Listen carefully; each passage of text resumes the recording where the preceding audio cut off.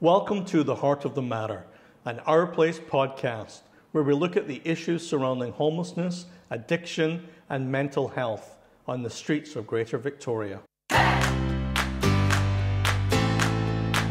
Today, we are actually speaking with Maria Green, our Manager of Wellness Services at Our Place. And normally we get started, but as befitting your role, I'd love if you can give a brief territorial greeting before we get started. Yeah, I would love to. Our Place Society respectfully acknowledges the Lekwungen-speaking peoples of the Songhees and Esquimalt nations for their gracious hospitality while we provide programs and services within their ancestral lands. Wonderful, thank you. And we'll get right into it. Maria, you've been in your role and with Our Place for how long now? It's been less than a year. No, it's been just over a year. So it was a year mid-September. So a year and 3 months. Excellent. And before that, you were working in the Lower East Side of Vancouver, is that right? Yeah, the downtown east side. Yep. I was working in the downtown east side for 10 years. I know you would have a million stories of what that's like, but Victoria compared to Vancouver, or what you've been doing compared to what you're doing now, any thoughts?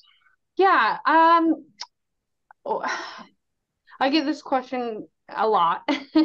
And one way to think about it is the 900 block is like a tiny little section of the downtown east side. So very similar in terms of the population, similar in terms of some of the issues that we see in regards to people who are impoverished, people who are unhoused, people experiencing mental health issues, just on a smaller scale, I would say. And so when I was in the downtown east side, I worked with the Salvation Army in second stage recovery. And then I also worked with Union Gospel Mission in their outreach for women and families. And so the population that I worked with was a little bit different in terms of what Our Place, or my position now, is geared towards. In terms of at the Salvation Army, there were people that were actively in recovery. And at Union Gospel Mission, they were women and children. So right. And the commonalities, you're dealing with people who are suffering, a lot of people who are just in survival mode. In terms of the services you offer, how do you help someone and provide wellness issues to someone who's just struggling for a meal or for a place to sleep? I know we're generalizing. There's so many different types of people and stories of people who come for our services, but how do you provide hope to someone who is just basically in survival mode? Yeah, that's a great question. Well, wellness services is a holistic approach. So we're looking at people's physical wellness, people's social wellness, people's mental wellness, emotional wellness, and spiritual wellness. And so it's a scope of different services that we offer. And so that's anything from doctors, nurses, we have, so we do foot care, and then we also have vets, because people's pets are really important to them in terms of their wellness. And then we have things like a social wellness, where we have bingo, movies, and then we also have, of course, spiritual care, which is that more one-on-one and some group activities, that's emotional and relational supports. And so it really depends where the individual is at, right? So somebody might come in and they are, yeah, like you said, in survival mode, and then we can connect them with a doctor, and maybe that's that's our connection point. And so at first, that's what they're coming in for. That's how we're supporting them. And then over time, they get to know us, and we get to know them. And then we can invite them to we do a drop-in, a coffee time drop-in, where there's volunteers and staff who are just hanging out and connecting with people. So then we can invite them there, right? And then we can kind of go have more connect with them on a relational level and kind of look at that aspect of their wellness. So I think people are holistic and multifaceted, and so our approach needs to be similar, where we're kind of coming at wellness from different angles and meeting people where they're at, and saying, okay, this is our in for this individual. This is where we can, connect with them, and get to know them, and build trust, and then over time look for opportunities to connect with them in other ways. Right. And everyone's situation is different, but I imagine for quite a few people, there's actually a lack of trust. A lot of people have ended up on the streets or in their situation because of relationships and issues that have affected them negatively in the past. So how do you create that trust? How does someone who's just walking in for a breakfast end up, with a doctor's appointment, or sitting and talking to you about maybe spirituality, or just, we have different clubs that we'll talk about, such as the 55 plus club. But how does it happen from someone who just walks in the street, not in the best state, end up getting those services, or even being open to receiving those services? Well, the first thing I would say is time. Just time and consistency. And so it's not going to happen that first time, maybe not that second time, third, fourth. It could take months for some people. I've spoken with, actually was talking to a volunteer, and they were saying how they had been volunteering for a while. It's been like, 5 months, 6 months, and they had seen this one person, and this one person never engaged with them. And they just, they would say hi, but they wouldn't say hi back or anything like that. And finally, one day, they said hi, and then they said hi back. And it took like 5 or 6 months. And that sounds like such a small thing, but it was like, that was connection there. It was like, oh, okay, finally they trust them enough to even open up and say hi. And it was because that volunteer had been consistently coming, and had been patient. And I think that's the key, is the consistency and the patience, to allow people to open up, and not to have our agenda or our time schedule saying, okay, we need people to, open up to us in this amount of time. We let people be where they're at. We show up, we be present, we be patient, we be open, and then allow them to come to us when they're ready. Right. Now, a lot of your role came from the spiritual services that we provided our place, and now it's overall wellness services. How did that grow for you? Yeah, so I think part of it is realizing, as I was saying before, about a holistic approach, right? And so people are holistic beings. And so wellness is not just spiritual, and it's not just physical, and it's not just emotional or social. And so wanting to expand on that. And so when we're wanting to care for people and support people, we need to look at all aspects of their being, and how we can support them in the different areas of wellness. And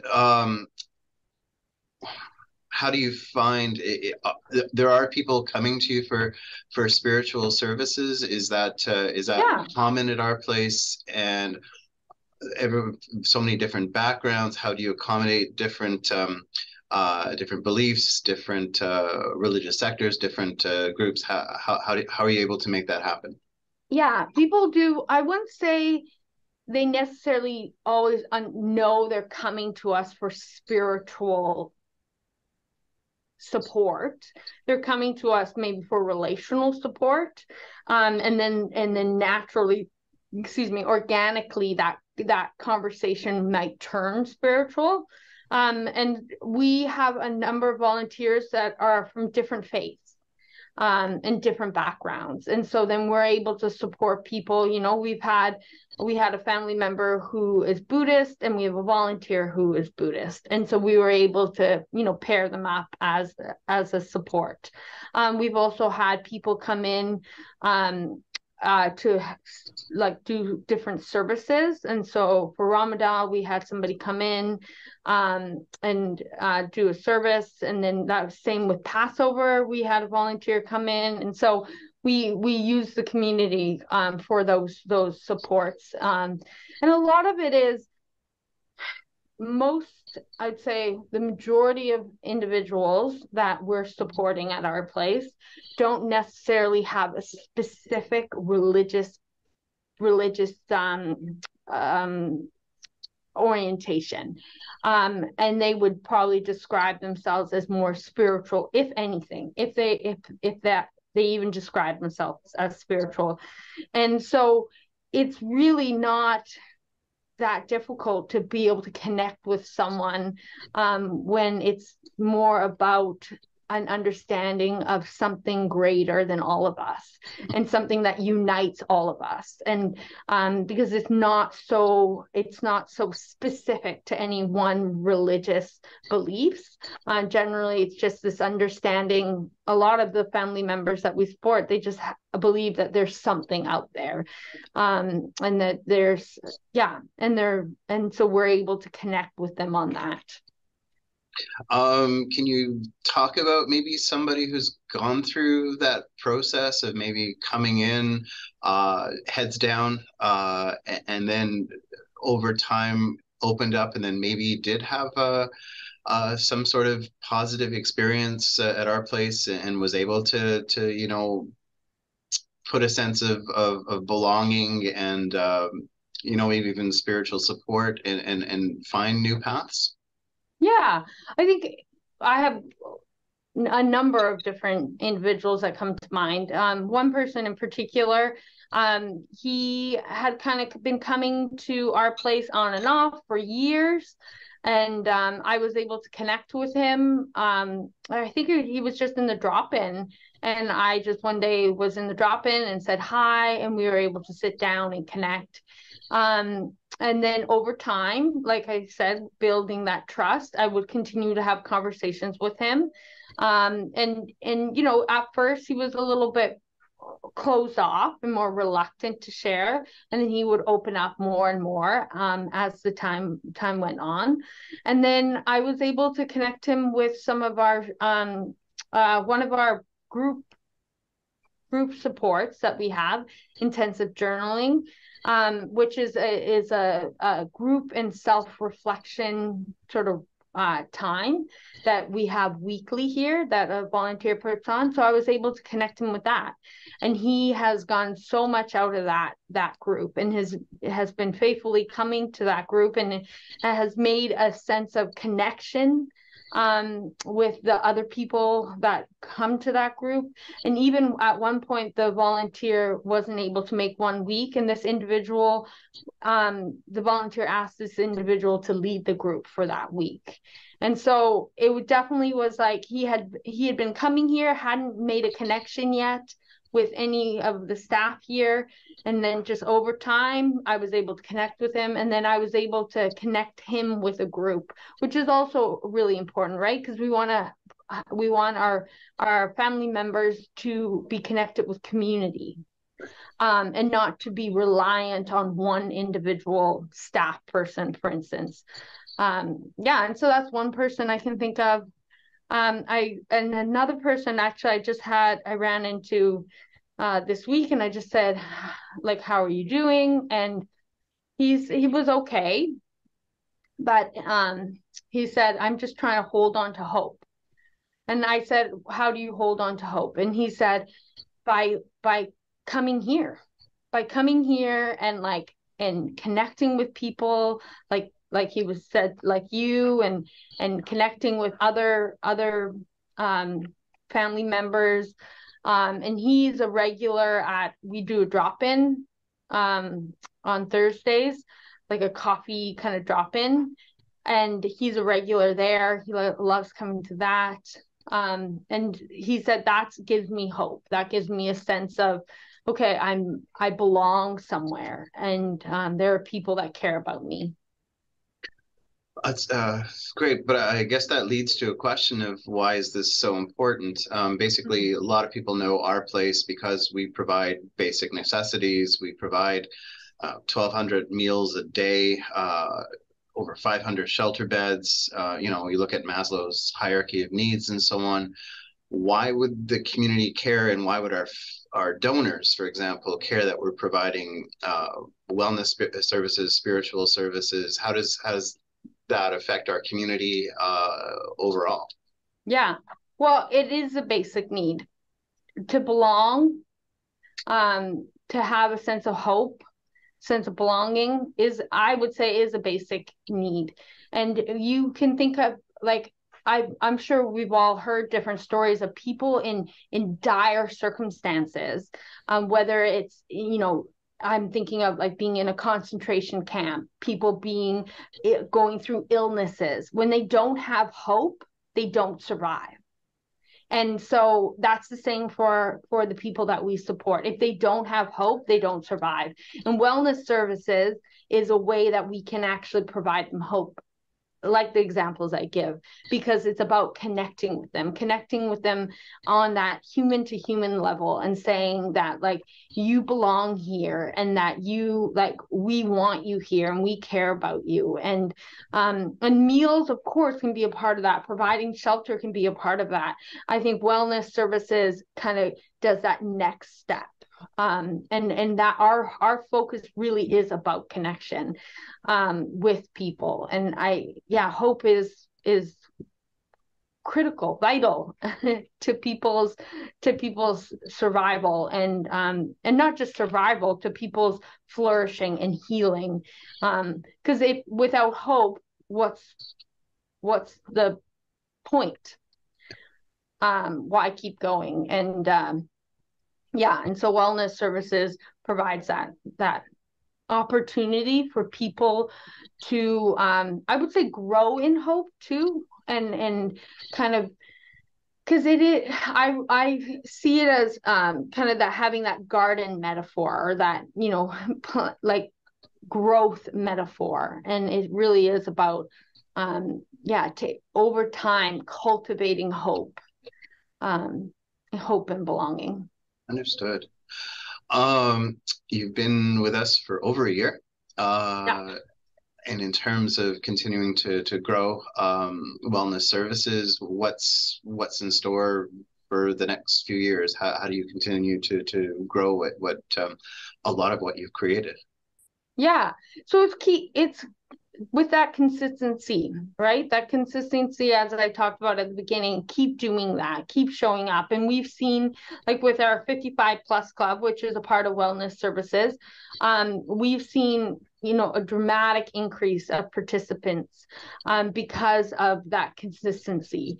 And so we want to continue to grow that. And with all of our services, and, like I think of the coffee drop-in that I mentioned on Thursday, when we first started it, which would have been like February of last year, we had maybe 1 or 2 people on average. Now yesterday we had 15 people.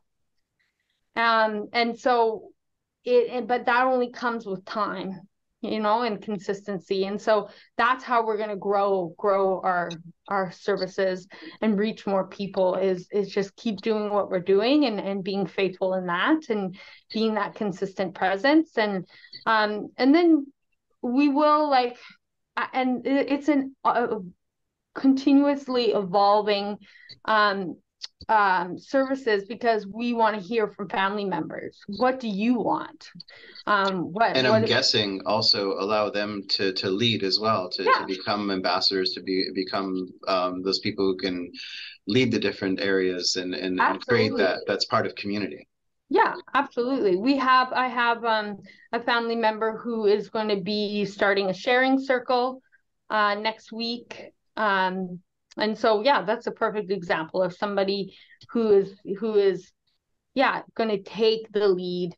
And I've always want change comes best when it comes from within the community, not from outside of the community. And I guess a final appeal. Family members is a loose term to people who use our services, but anyone in our greater community is welcome to become a part of our community, to become part of a 55 plus club, or to use Yeah. any of our services, or to even lead some of what we do. Yeah, absolutely. Well, like we couldn't do what we do without our volunteers that come from the greater community, because I have a small team. It's me and two other people, and one of them is part-time. So, we couldn't offer, and we have, like, on a regular basis, we have at least like 10 different services going on during the week, and like they're all volunteers. It's all volunteer run because we're dependent on our volunteers.